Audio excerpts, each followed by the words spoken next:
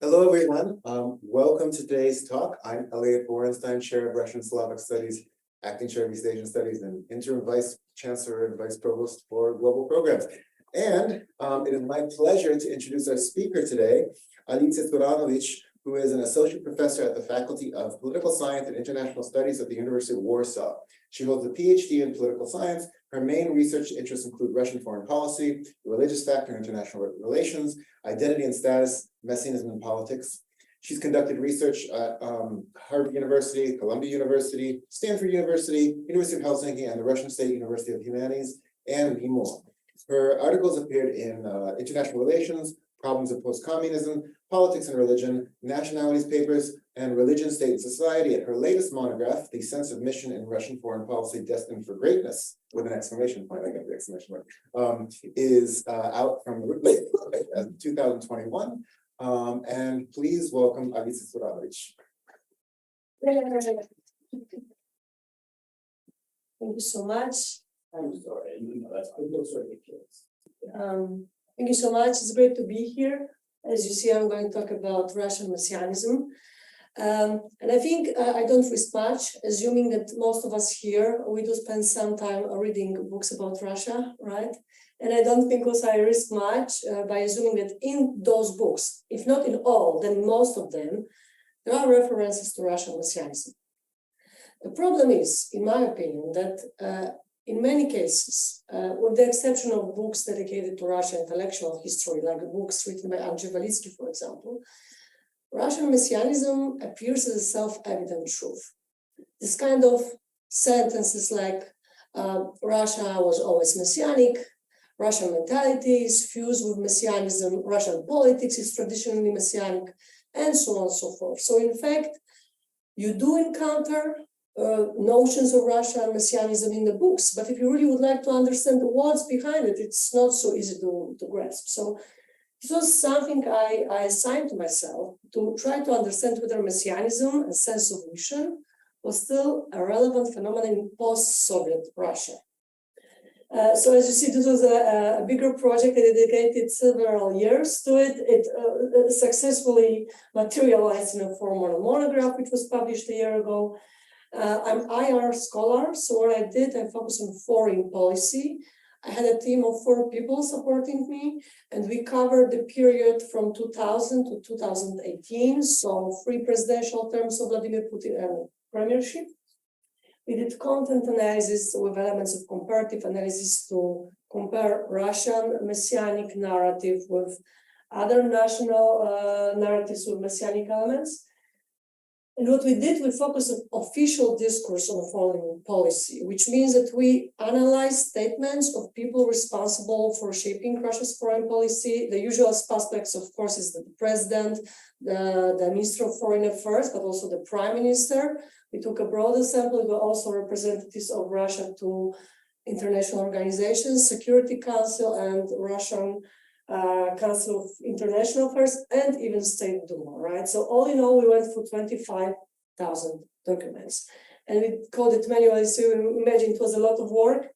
And if you think it was the biggest challenge of this project, well, you would be wrong, because the biggest problem was to conceptualize Messianism in this way that you would trace it in the modern diplomatic language, which is highly regulated, right, and has certain rules. And we really don't expect Sergei Lavrov to talk about Messiah, redemption, right, salvation, and mission. So I had to find a way to define Messianism which would allow me to trace it in a modern contemporary diplomatic language. So I started with the most broad definition of this phenomenon, which you can find in the literature.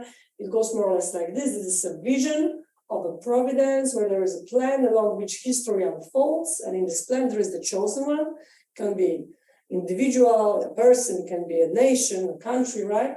Which has a special role to play. So it has to fulfill a mission in order for the history to reach its end.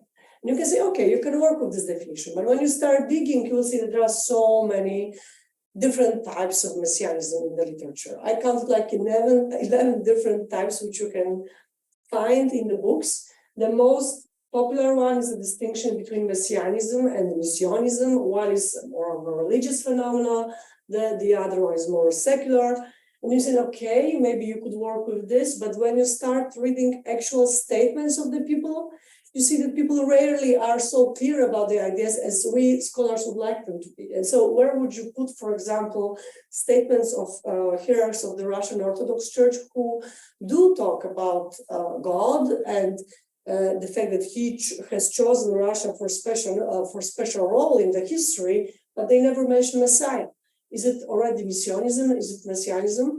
So my understanding was that it won't help much in pursuing my research goal.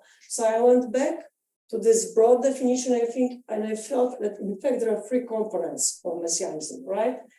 The vision of the history, imperative to act, because the chosen one has to act in order for the whole thing to make sense, and universalism, which means that this history and how it unfolds, it concerns everyone, regardless you are the chosen nation or not, right? And if you think about those three components, and you think that you want to study foreign policy, then you see that in fact mission is the most important component for you, right? How country understands its role and purpose in their international affairs. So that was the reason why I chose mission to be my main category. I define it in this way: it's a conviction shared by a certain community, that it's exceptional, and that this exceptionality manifests itself in special destiny. And to make it even more operational, I divide it into three components.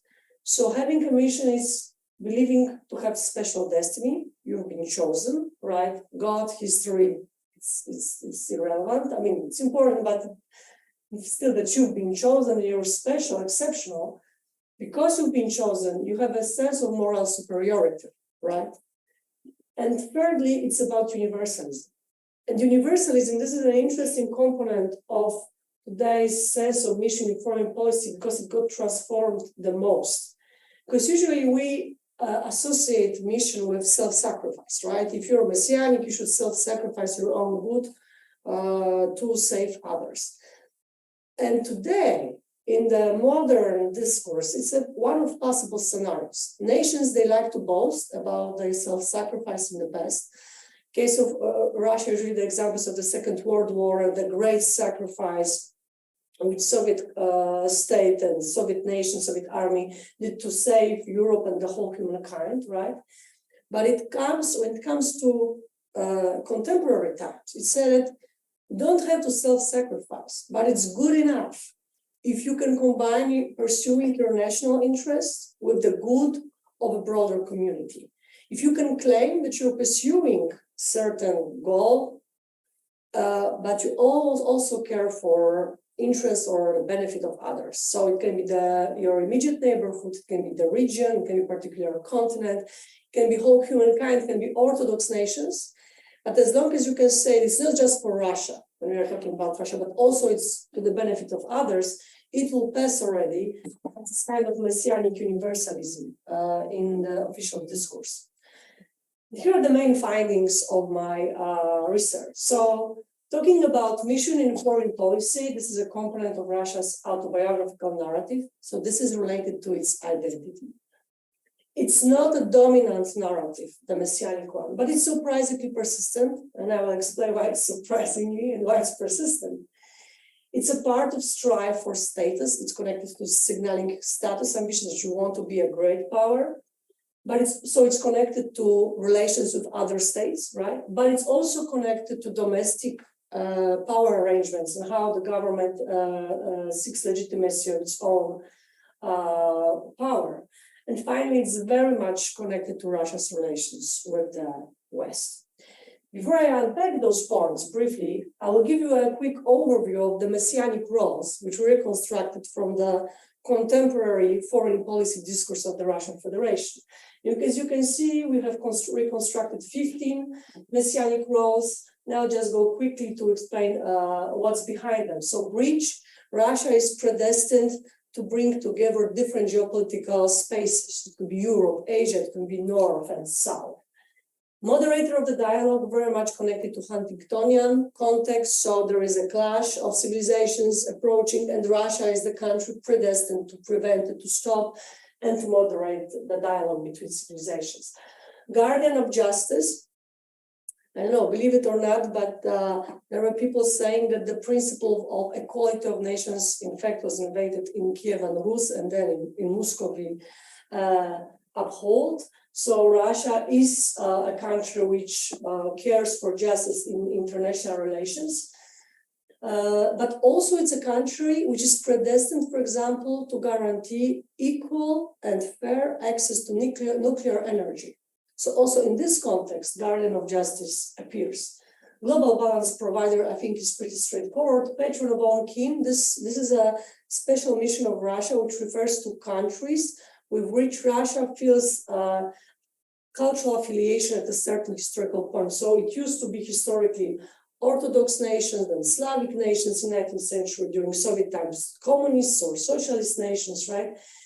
Today, especially after the Russia's involvement in Syria, it's again about Christians in the Middle East and in the world. So, patron of all kin.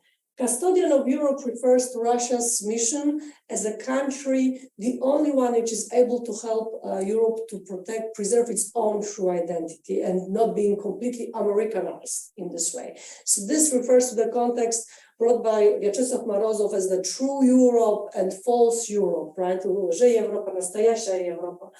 And Russia is the one, is the only country in the world which can save Europe from losing its true identity. And the keeper of historical truth refers to the Second World War and how the Soviet army right now and its great victory is being slandered, especially by East European nations, and Russia is called by the history to tell the truth about this victory and about heroic deeds of the Soviet army. Protector of faith and values, very much connected to the conservative turn, so-called conservative turn in Russian policy. So talking about Russia as the country which protects and stands for traditional values and faith in the world and helps other countries to protect their true religious tradition from the oppression of liberalism and liberal project. Shield. Shield is connected very much to Russia's military capacity. In general, ability to protect itself and others if it's needed. So the idea of katechon, which comes from Orthodox tradition, but today in foreign policy is very much connected to military capacity. Then you have contributor to the world civilization. Russia is a country which has a special in creating culture, art, literature, but also, for example, country which has been predestined to conquer space for the humanity, like Gagarin and the first pioneers and venturing into the space. This was a special historic mission and calling of Russia. Mission Eurasia refers to exceptional roles which are ascribed to Russia in its immediate neighborhood. So we could say post-Soviet space, but more and more, if we want to escape from the label of post-Soviet, it's simply Eurasia, where Russia has a dominant position, special role to play. And it's interesting to see because it depends how Russia defines itself. If it defines itself like in the beginning of 2000s as a country which seeks modernization and democracy, it will say that it has a special role to promote modernization and democracy in other Soviet countries. If it's about sovereign democracy, then Russia is the one which is to protect sovereign democracy in other neighboring countries, and so on and so forth. Modernization of Russia, it's about improving Russia, of course, right? Reforming Russia, preserving the Russian civilization, is about protecting its true identity from the external threat. Finally, maker of Ruski Mir, those are all roles connected to Russia feeling responsible for Russian diaspora, which appeared after the fall of the Soviet Union in other former Soviet republics. And the provider, this is a messianic role mentioned only by Dmitry Medvedev when he was still a president, that Russia is in fact predestined to feed the world, to bring the food and to provide for the poor. But because it appeared only 3 or 4 times in the discourse, we don't have to pay that much attention to this. So if you think about the functions of those missions, they could be grouped into 4 categories. Among those 15 missions, we have those which help Russia to deal with its self-identification process and to address its civilizational belonging. Either it's Europe or it's more Orthodox, or it's more Ruski Mir.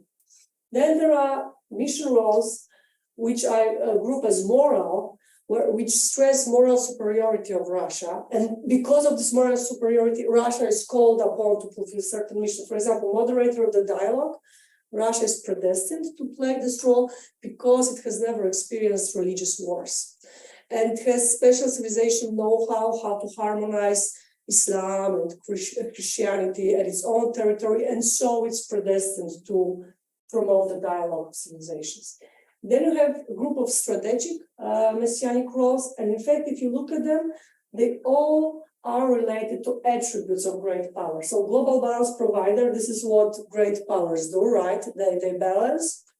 Shield, connected to military capacity, including nuclear capacity. Mission in Eurasia, in fact, indicates that you have your own sphere of influence, right? With this an attribute of a major power. Contributor to the world civilizations, of course. Each great power has ambitions also in this realm. And finally, auto mission. Auto mission is a kind of mission where the chosen one first has to save itself in order to be able later to save the world. And this is something characteristic for aspiring countries. I'll explain this in a moment. But in case of Russia, we have two kinds of auto missions. One is modernization of Russia, and it has this kind of mobilization function. Usually it appears during election times, when we have politicians coming. This is our common mission of us, the people, and the elites to modernize Russia. It has a positive echo there. But preserving the Russian civilization, this is more about closing ranks. It literally indicates that there is an external threat, something that threatens Russia's identity, its civilizational sovereignty, and so we should narrow ranks, stay together, no protests, no domestic fights. I mean, in Russia, but stick together and be attentive of the threat. So, trying to put it in free context, mission narrative is about identity, status, and legitimacy at home. And let's start with identity. Russia is a country which, at least, just in 20th century has changed its statehood twice, right? And we can say many things about Russian history, but definitely it was quite of a lot of shifts, right? Sudden shifts and problems with historical continuity. And a story of Russia as a country which has been historically called upon to fulfill a mission since its very beginning. This is one of the ways to tell a coherent story about its historic continuity. That Kievan Rus, it had already a mission, then it was continued by Muscovy, then the Russian Empire, Soviet Union, then the Russian Federation. So fulfilling a mission, pursuing a mission in the world, this is one of the motives which shows continuity between all historic embodiments of Russia. We have, for example, Sergei Kurginyan, who says that if you really want to know if a particular state was a true Russian state, you have to see whether it has pursued a mission. Only then you will know whether it was really a true Russian state. So he says, with this criterion, it's obvious Soviet Union was another embodiment of Russian tradition, political tradition.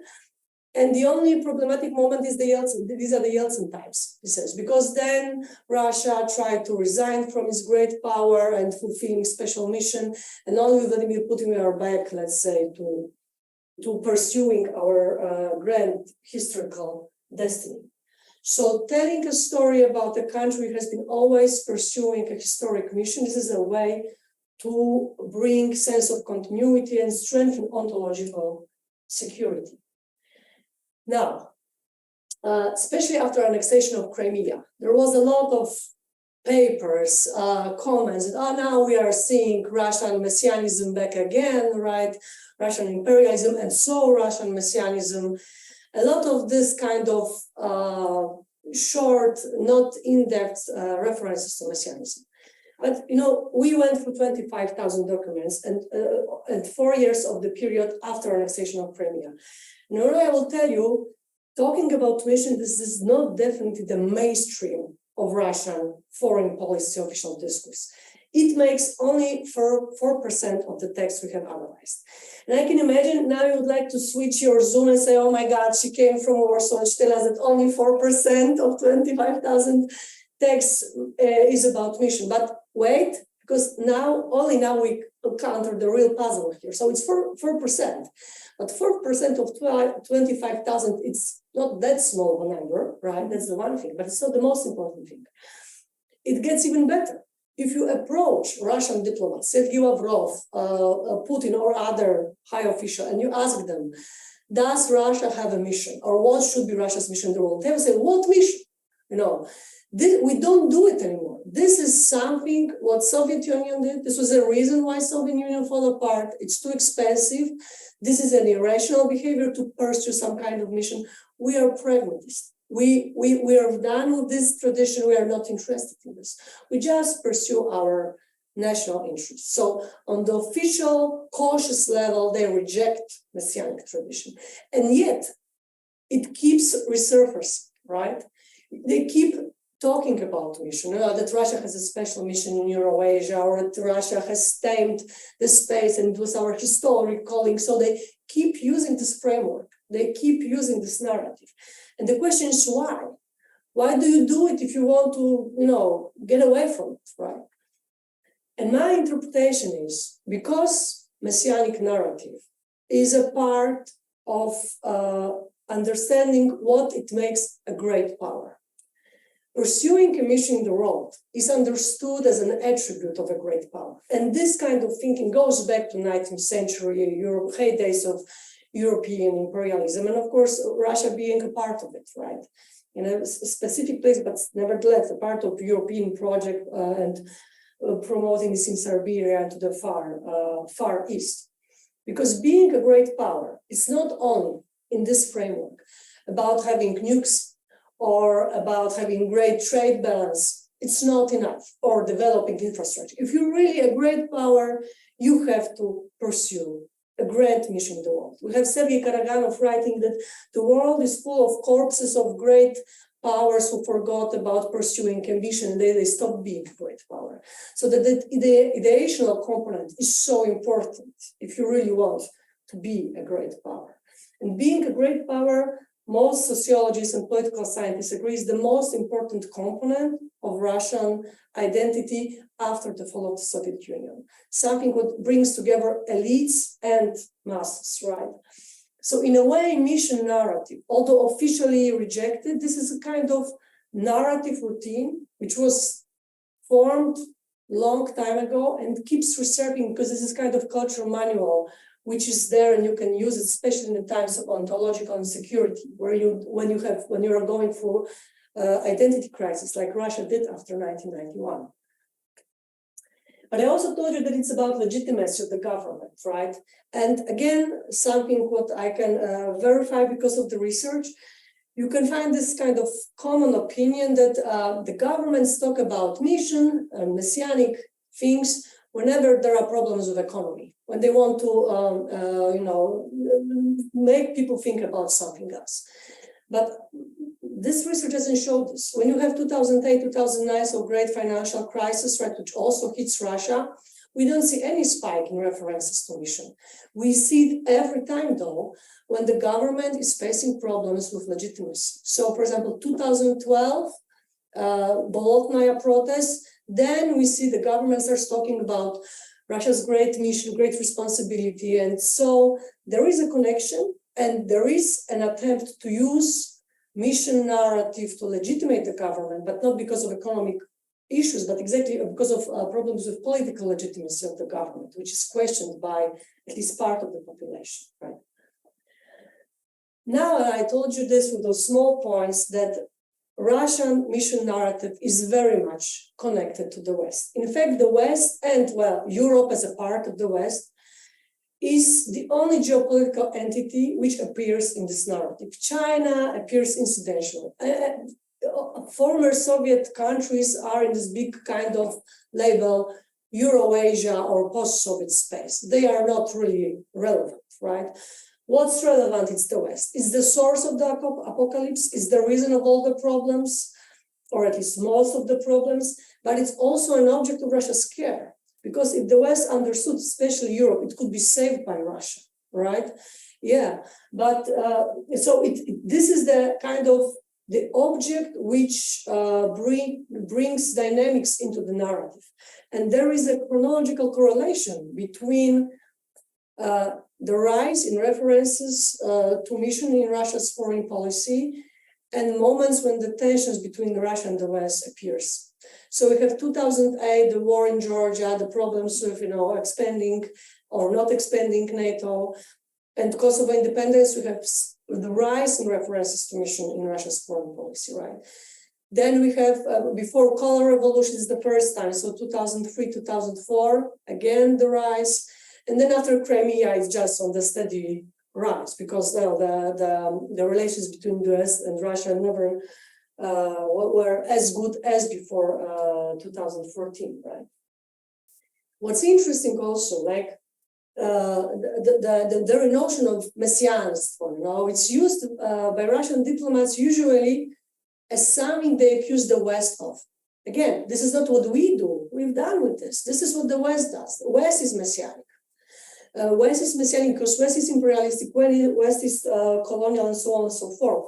So if you want to get the definition of messianism, you get it from how Russians describe Western messianism, right? But then you see that there is othering mechanism, which works in this way. So messianism, this is the West agenda, right? But we have our own formula of exceptionalism. This is something what produced Vladimir Putin during Levada. He said states are not exceptional, but unique and equal in their uniqueness. And this is God's given principle. And this is how we understand exceptionalism. And this is in contrary to how the West understands, because West is messianic and we are not. We have that right formula of exceptionalism. And he also said that the differences between how we understand exceptionalism, they are rooted in different religious tradition. In Western Christianity and Orthodox Christianity, they understand this, they define these things differently. So in fact, it's in our traditions, it's essentialized, it's our identities, and we simply can't, you can't simply make it. Well, maybe Russia is predestined to build a bridge between civilizations, so it's probably possible. But in fact, it really works as an othering mechanism. And the most important conclusion which comes from here, very often, messianism is simply associated with a way to legitimize expansion, right? You talk about mission. This is the typical 19th century colonial project. You have a mission, you go, you conquer, and then you legitimize it. But in case of Russia, not only Russia, mission narrative is a counter-hegemonic project. This is a narrative addressed, and it's a reaction to the pressure which it feels from the West, from the dominant powers. And historically speaking, it's been so since 19th century. I will bring more arguments in a moment. That it's okay, it can be connected to expansion, of course. But in terms of Russia, in case of Russia, if you dismiss this counter-hegemonic edge of this narrative, you will miss really a big part of the big picture. And now we come to maybe the most important element here, the status. Because great power, this is being a great power, it's a part of identity, right? But it's also a status, standing in the international hierarchy. And I argue that there is a connection between what standing a country has in the hierarchy and what kind of mission narrative, if it has one, what kind of mission narrative it develops. So I said before that mission is an attribute of a major power. If you want to be a true power, you can't just build bridges, you have to have your own grand messianic project. So this is a part of status signaling behavior. And by the way, another verification. Very often, when you find those books about Russian messianism, it will be about, Russia, Moscow was the third Rome. And then it's all clear, right? Russia is messianic because of some guy from Pskov and his ideas about Russia as the third Rome. But in 21st century, Russian diplomats, they really don't refer to Moscow as the third Rome. In those 25,000 documents, there was one guy, this was a Russian ambassador to Spain, who referred to Moscow as the third Rome, and he referred this in negative terms, that this is something from the past and we don't care about it. How is Russian sense of exceptionalism built today? It has two sources. One is this kind of sense of pride that Russians have created a multi-ethnic, multi-religious, harmonious society integrated by a unique culture. And the other source of feeling special is the fact that historically they have managed to create a great power, a country which is a great power. So no Moscow as the third Rome, but these two are right now sources of Russians feeling special. And so I told you that the standing is connected to what kind of mission narrative we have. So just bear with me here. I'm referring to the notions which are used by Ayşe Zarakol in her book when she compares Turkey, Japan, and Russia.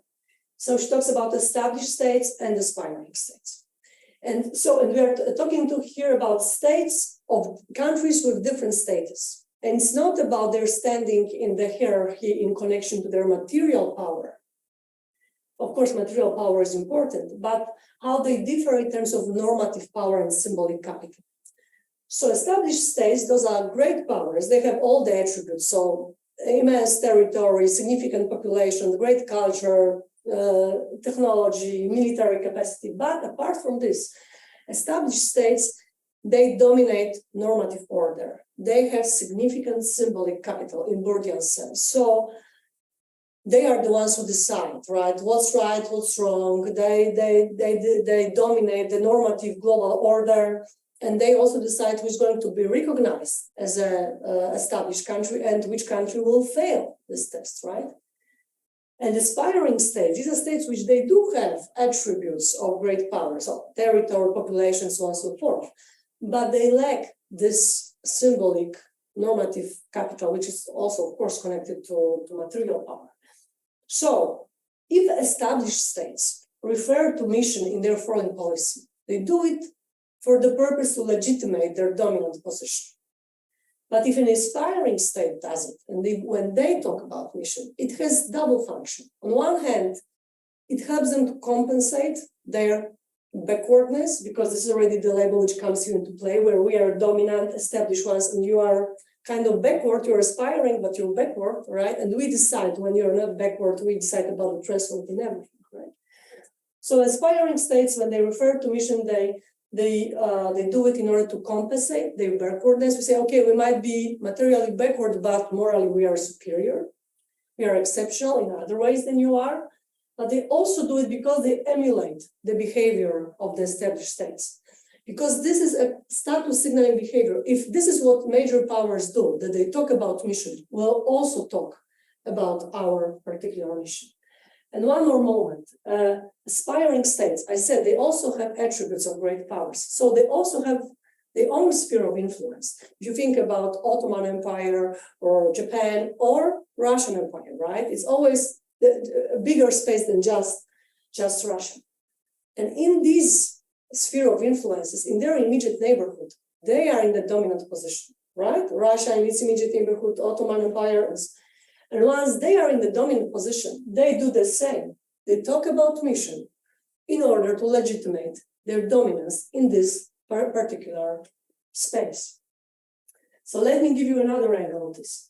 I had the chance once to talk to Condoleezza Rice, and I asked her how she would define what's political messianism, what is to have mission in foreign policy. And she didn't take a lot of time. She said, it's quite easy and straightforward. This is a way you go into the world, you venture, and you want to turn the whole world into your image and liking. You want all others to look like you, to be organized like you. And then, I thought about it, said that this is an okay definition, but in fact, it depicts only messianic tradition of established states, right? Established states, so this will be, well, good old European empires, France, UK, United States, definitely. Russia is more of an aspiring state in this way. This is this empire of the periphery, if you want to use Boris Kagarlitsky term, of subaltern empire of Vyacheslav Morozov, right? And then you see that you might say, oh, American politics is messianic and Russian politics is messianic. But if you go to the core, you will see that these traditions are different, right? Because when you are a dominant country, you have this kind of self-confidence. You believe that you cracked the logic of the history. After all, you're the established one. You're the best developed, most developed in the world, right? So you venture into the world and you want to turn it into your own image. And this is the crusader thing, right? This is one of the components of American messianic tradition. But if you think about Russia, this kind of crusader element, it's only in the relation to its immediate neighborhood, where Russia is in the dominant position. So let's say Central Asia, Caucasus, or Eastern Europe, right? But when it comes to relations of Russia with other great powers, it's in a counter-hegemonic position because it feels threatened, pressed, not recognized enough. However, we would like later to discuss it by the established powers. So it rather sees itself not as a crusader, but as a shield holder. This is a country which wants to protect its identity, its space, its influence, right? So it's a different symbolic figure. So it's American, it's a crusader, it's a shield holder. And also the core values of those messianic traditions are different. For established countries and definitely for American, it's freedom, right? You want to bring freedom to all other nations in the world. And here it's justice. And if you think about it, justice, this is a value of an underdog, right? Because you want justice, you feel threatened, you feel that the global arrangement is unfair. Yeah. And this is also a reason, if you think about this, the problem of Russia being an aspiring country, having attributes of a great power, but not feeling recognized completely as an equal by the West, if we now put the geopolitical reality here. This is something that happened in 19th century, 20th century, and also something that was a part of Russia's experience after 1991.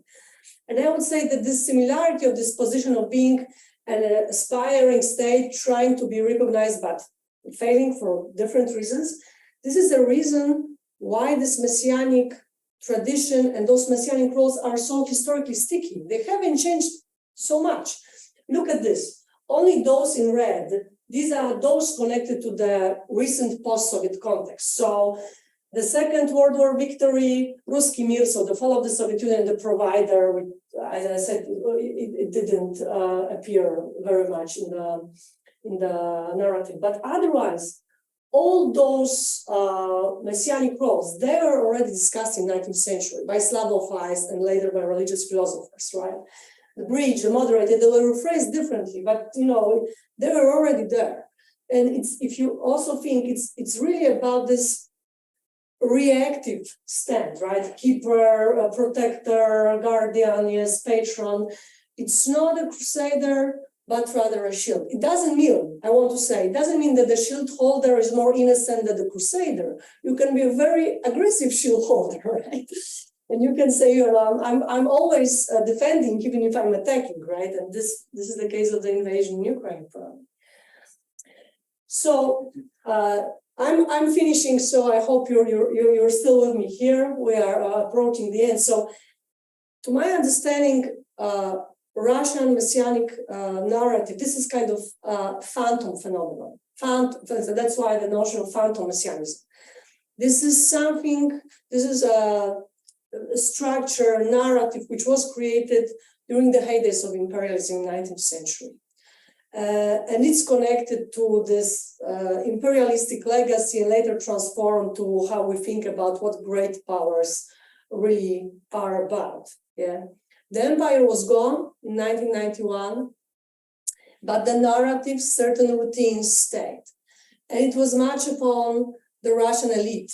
What would happen eventually with this messianic narrative? Would they use it, instrumentalize it, activate it, or would it let die out simply? And with the Russian invasion on Ukraine, of course, we know the rise of imperialism, we see that the other scenario is taking place. But before the last sentence, look at this data. So, as I said, mission is still there, even if it's officially rejected, because it's perceived as an attribute of a great power. And the great power, this is what Russia must be. And on this agree ordinary Russians and elite, right? Most of them, those numbers might go a bit up, a bit down, but people generally, they agree that Russia should be a great power. And if you're a political leader which is not delivering on it, like it's the Yeltsin's case, right? It will cost your legitimacy, right? But then the difference is here that that only 1/3 of Russians, they will be ready for this kind of self-sacrifice in the name of pursuing a mission in the world. Otherwise, they would like their country to be a great power because of domestic reforms. They would like to see a developed infrastructure, healthcare, good education. So yes, we want to be a great power, but due to how we modernize our country, right, and not by pursuing some grand ideas in the world. But the difference is here. And this is the research done by Mikhail Tarusi in 2007 with Russian elite. So you see much before Crimea, 78% of the elite believe that Russia is destined for greatness. So in a way, this kind of ideas that Russia is a great power, it should fulfill a mission in the world, it's much more characteristic of the elite than of ordinary Russians. And it's also something to it that very often in the statements of Russian elite diplomats, statesmen, you will find this kind of conviction that Russian people, they need to be told about mission, they need it. This is, again, Russian mentality that they want to hear that their country has a mission. And of course, this kind of statements, they say more about the elite than about ordinary Russians, right? That the elite has a certain image of ordinary people, what they need, and that they need their country to fulfill grand assignments, ideas in the world. So then, of course, we have the Russian invasion, full scale on Ukraine. And going back to the imperialistic context openly and references to mission, they do appear. The most, I think, relevant is the shield. So exactly this kind of belief that even if Russia is attacking, in fact, it's defending. We could talk about also Russia as the maker of the Ruski Mir. And of course, as long as the war, the invasion lasts, I mean, this will be connected just to strengthening the imperial elements of the narrative. I want to end with the quotation from Aleksei Levinson from the Levada Center, commenting already on the invasion. One should be skeptical about the widespread justification that this state of Russian consciousness is solely the result of propaganda. Propaganda can do a lot, but it has its limits. Propaganda only formalizes and articulates the configurations of meaning which are formed in mass consciousness due to internal and external factors. Propaganda is only one of them. These mass perceptions are long entrenched. They represent the complex outcome of the transformation of ideas about Russia's mission, which have developed over several centuries in the Russian ruling class and which have outlived that class. The ideas were unconsciously embraced by Russia's victorious new elites who imagined Russia leading the liberation of mankind. Then the goal of liberation was forgotten, but the idea of standing at the helm of half of the world, if not the whole world, remained. This will be all for me. Thank you so much. The Yuri Gagarin is here because in this 25,000 documents, he was mentioned at least 3-4 times as the guy who was fulfilling historic mission. So we'll end with here. I look forward to your comments. I will just tell you one thing. I'm recovering from the ear infection. So if you can articulate your questions clearly and loudly, it will help me to answer them. Thank you for your attention. I look forward to your comments. Thank you so much. I understand I should stop this, right? Yes, great.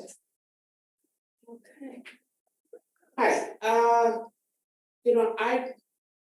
Are you going to talk a little bit more about your research? Because you mentioned that you analyzed, by the way, how 25 texts. What kind of texts? Okay. And that only 4%. So did you do, there was stats or there were correlations, because it's all very interesting, except that I don't understand where is the proof for what you say. Okay, great. So I can answer, right? Sasha? Yeah. So we had 40 different key words which we used to select the text. We went to look for those texts on the official websites of Ministry of Foreign Affairs, so Mitru, Kremlin.ru, and all the official websites of the institutions. So the official website of the Premier, Prime Minister, of the Russian Council of Foreign Affairs, Ministry of National Defense, and Security Council. They all have the official browsers, right? They all have official archives. So you simply can use their browsers and archives online. So in order to select the documents, we use keywords, 43 different ones. Fair Drone, Mission, Messianic, so I want, but 43 keywords to select those texts. We read each one of these texts and simply getting, quotations. We are looking for, in order to classify a text as a messianic one, let's call it in this way, we're looking first for one of the three components of the mission. So are there references to exceptional fate? Are there references to moral superiority? And are there references to universalism? And of course, are there references simply to mission direct references, right? So in this way, for reading for this text, we're looking for this kind of texts. And once we label them as messianic, then we're doing coding. So simply we had, the coding table, and we're putting those elements. So mission, what's the quotation, how you can label it, and then you narrow just the coding of the discourse. So, but the first thing was simply going from the bottom inducively for the text with using keywords. So one way was to use the keywords, but again, not to be accused of, having subjective keywords, we also use the types of the texts. So we went and we read all the interviews and all the articles, because we have noticed in the beginning of our research that if it's a longer kind of statement, this kind of structure like article and interview, it's more probable that there will be references to issue. And of course, we also went and read all this kind of annual speech events. So annual address, Priamaya Linia, Valdai, all doctrines and so on and so forth. So this is how we work, simply reading the text, finding with the components, and then coding the elements in the text. This I got. So you got 4% texts, 4%. 4% of 25 were coded. Now then, did you go into did you do correlations, logic, what kind of stuff did you do? I'm just trying to understand what is, the proof behind your narrative. Yeah. What is the foundation for your conclusion? It is based on what? On the analysis of 25,000 documents, which are coded, which allow to distinguish types of messianic roles, and then the correlations which we did, in what context it appears. It also chronological correlations, but I'm not going to claim causality between the fact that they talk about mission and events. But we also did this, checking, how many texts were coded in a particular year, right? And was it rising or not? So also this kind of correlations we did. We're checking who was talking. So who's talking from the politicians? What were the audiences? So domestic audience, international audience, or for example, mixed audience. Mixed, so when there were international audience altogether. So this kind of correlations we were looking while coding this text, of course, right? Right. And you got 4% of text, right? Coded, they were coded. From the 25,000 we read, we coded 4%. And you made your conclusions based on these 4%? Yeah. Okay. Okay, it looks like we have a question on Zoom from Aleksei. Aleksei, I'll ask you to unmute. Thank you so much for your presentation. It's really thought-provoking, and I promise to read the book. I think it should be very interesting. But coming back to your classification of the types of messianic roles, I agree that 15 types of Russia's messianism should be systematized, classified different ways. But on general scholarly level, we need to have an objective general criteria for classification. In your table, there are 3 columns. The first and the third looks like objective criteria, but actually it's more interpretation.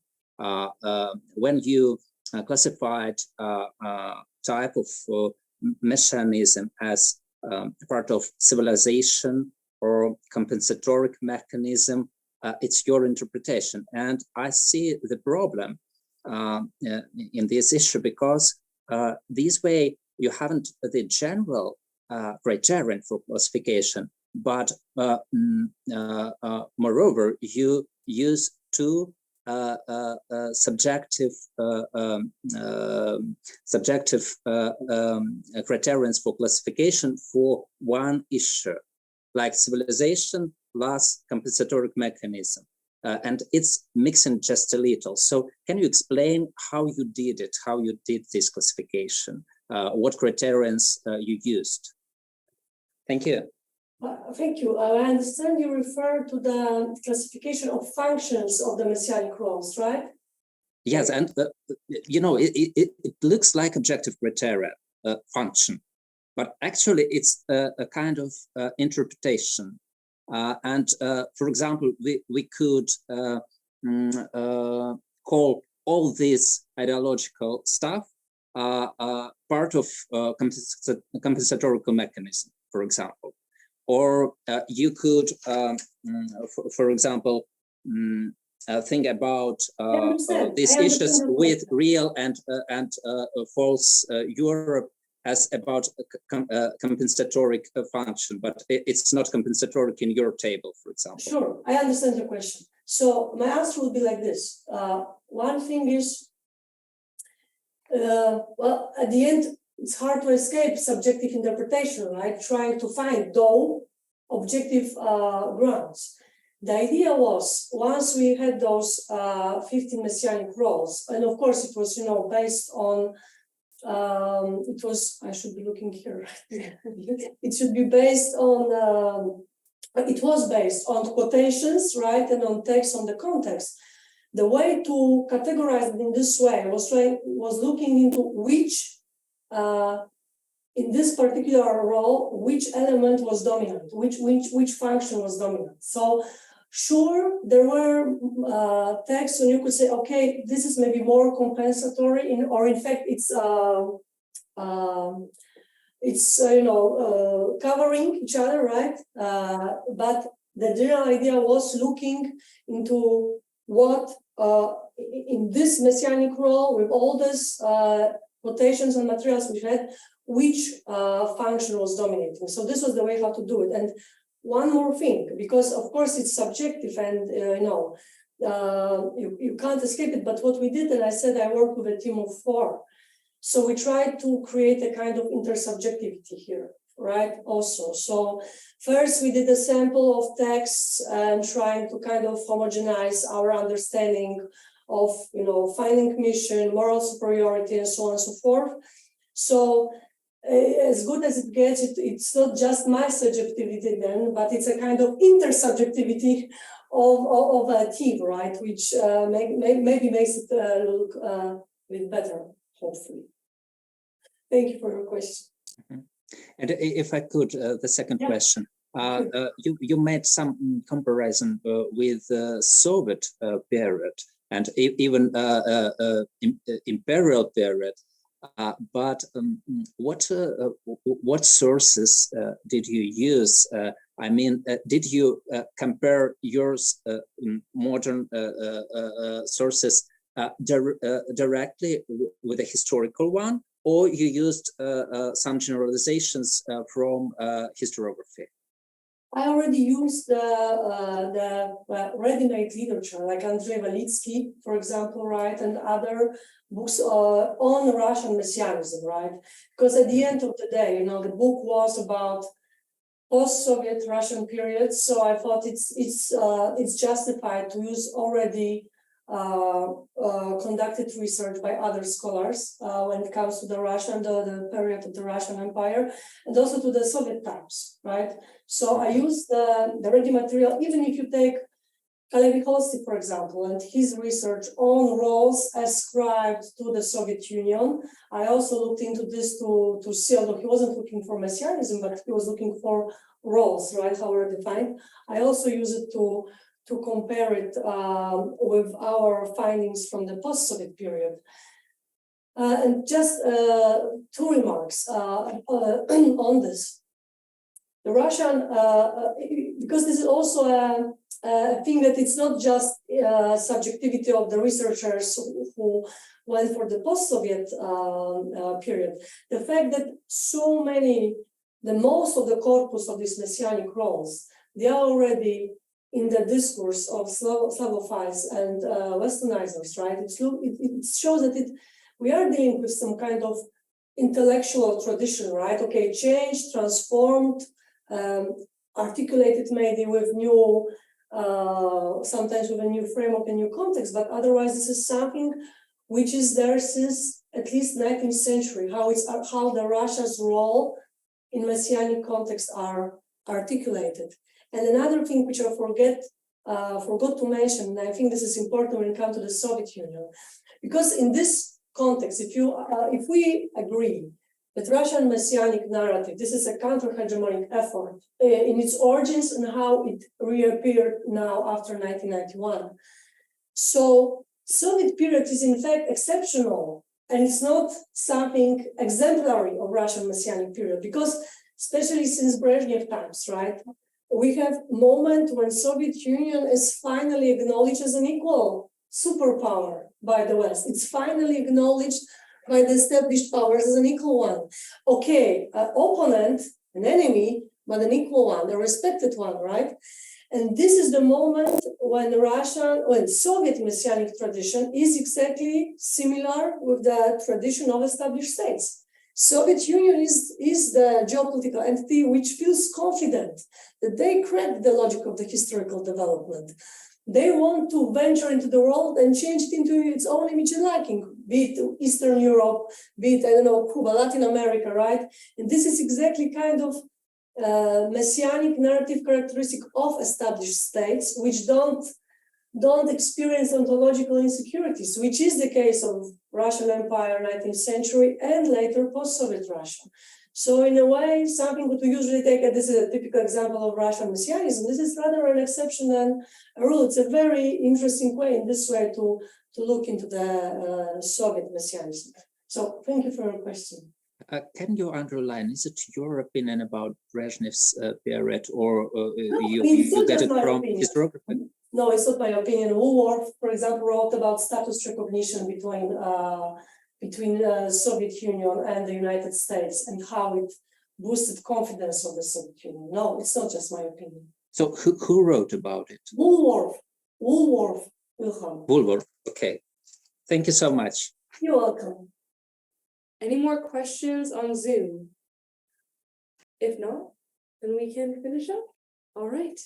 Thanks so much, everyone who's still with us on Zoom for joining us. And thank you so much for this talk.